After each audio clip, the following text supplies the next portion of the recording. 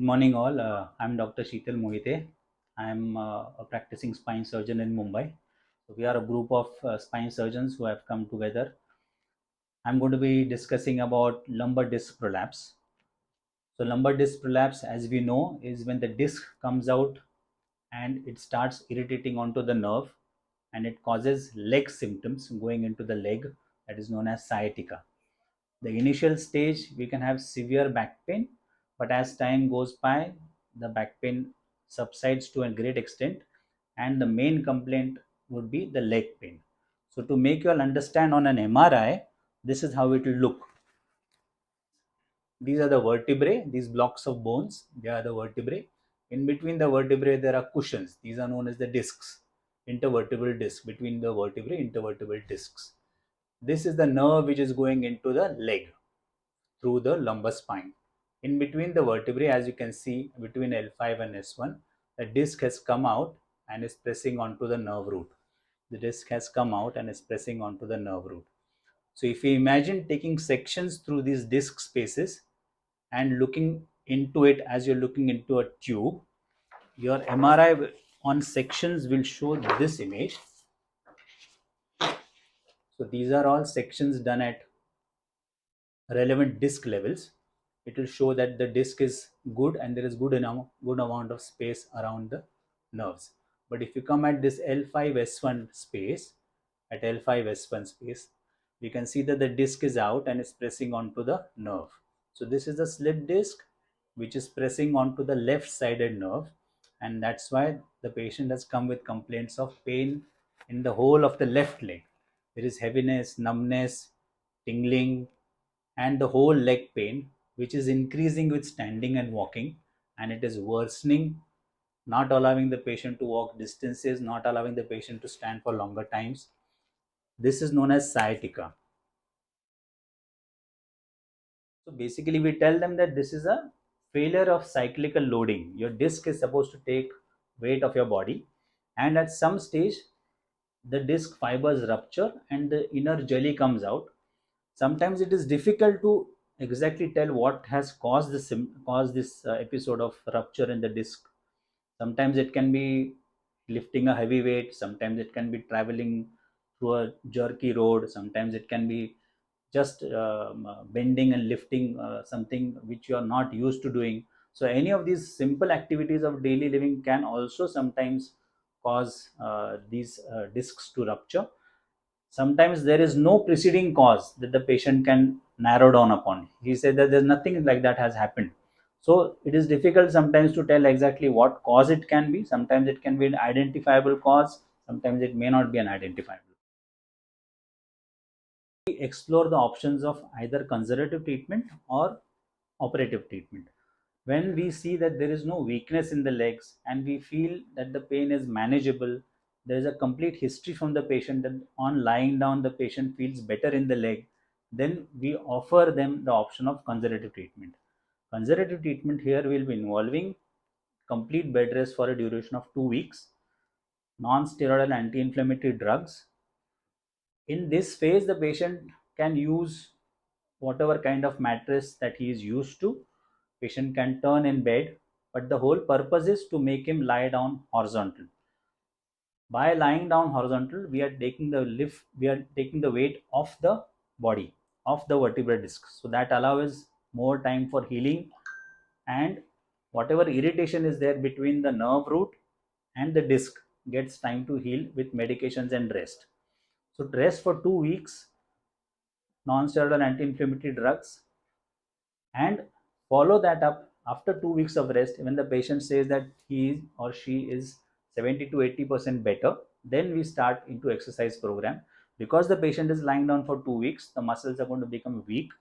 To start strengthening the program, to start strengthening the muscles again, we come into the program of physiotherapy.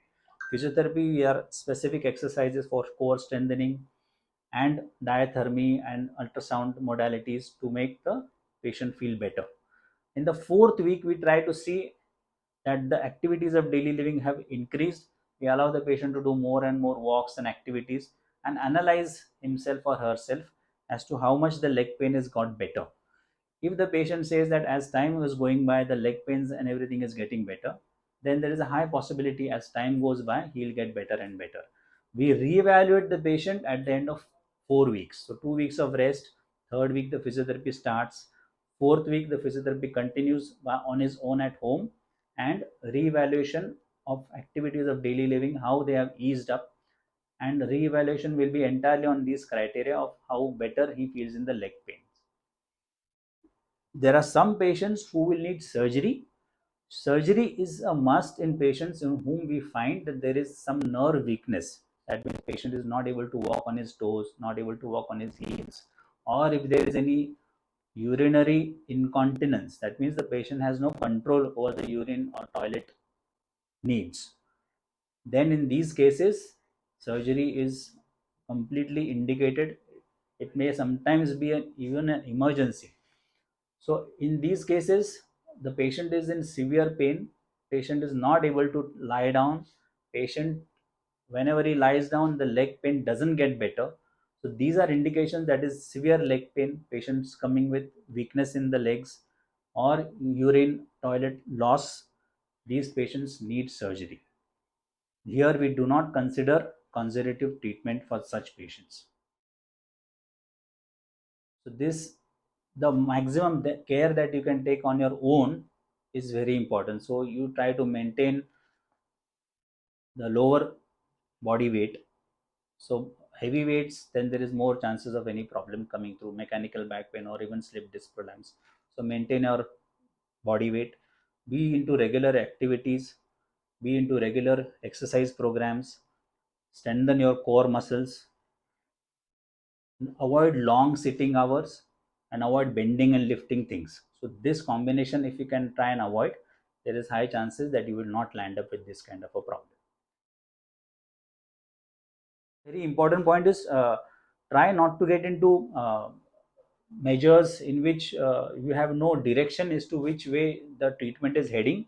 So get yourself investigated and then take a proper decision about what is necessary to make you feel better, rather than trying different modalities without having come to a diagnosis as to what you're dealing with. So another important thing is that to not neglect your symptoms.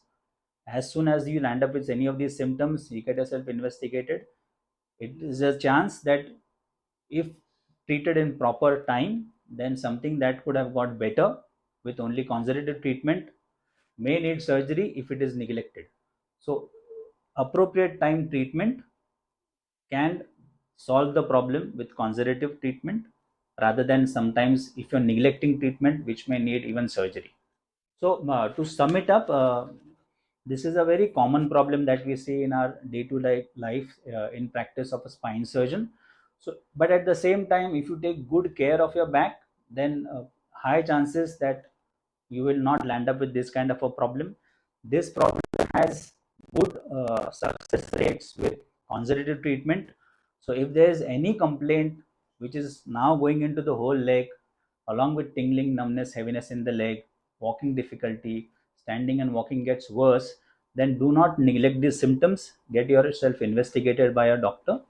And if it comes out to be something like this, it is a, don't be disheartened. There is a high chance that this kind of problem may get better with conservative treatment. But at the same time, if the situation or the condition demands that you may need to get operated upon, don't be disheartened with this too, because there is a very high likelihood that the success rates for this kind of a surgery are significantly much better, and there's a shorter recovery time and you'll get better earlier too.